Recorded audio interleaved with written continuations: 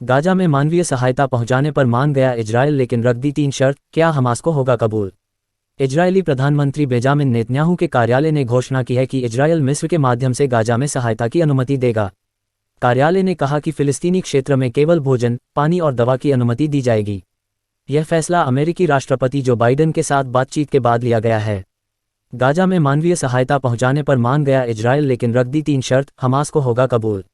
Israeli प्रधानमंत्री Benjamin Netanyahu के कार्यालय ने घोषणा की है कि इजरायल मिस्र के माध्यम से गाजा में सहायता की अनुमति देगा।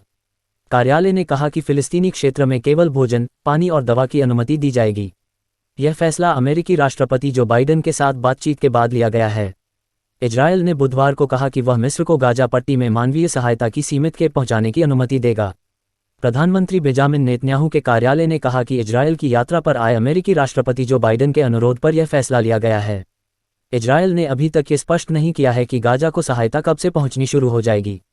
मिस्र की राफा सीमा से आवश्यक सहायता की गाजा तक आपूर्ति की क्षमता सीमित है और मिस्र ने कहा कि इजरायली हवाई हमलों में सीमा क्षेत्र में नुकसान पहुंचा है। इजरायल ने इस मंजूरी को देने के साथ ही 3 शर्तें भी रखी है। इजरायल का कहना है कि अगर इन शर्तों का पालन किया गया तभी वह इसकी मंजूरी देगा। ऐसे में अब हमास को फैसला करना है कि वह इजरायल की शर्तों को स्वीकार करता है या नहीं। इजरायल की शर्तें क्या हैं? इजरायल ने पहली शर्त में कहा है कि वह खाद्य सामग्री, पानी और दवा की आपूर्ति को नहीं रोकेगा, बशर्ते कि आपूर्ति हमास तक न पहुंचे। बयान में अत्यधिक आवश्यक ईंधन का कोई जिक्र नहीं किया गया। दूसरी शर्त यह है कि इजरायल अपने क्षेत्र से गाजा में आपूर्ति पहुंचाने की अनुमति नहीं देगा, सिर्फ मिस्र की सीमा से ही इन्हें गाजा में पहुंचाया जाएगा।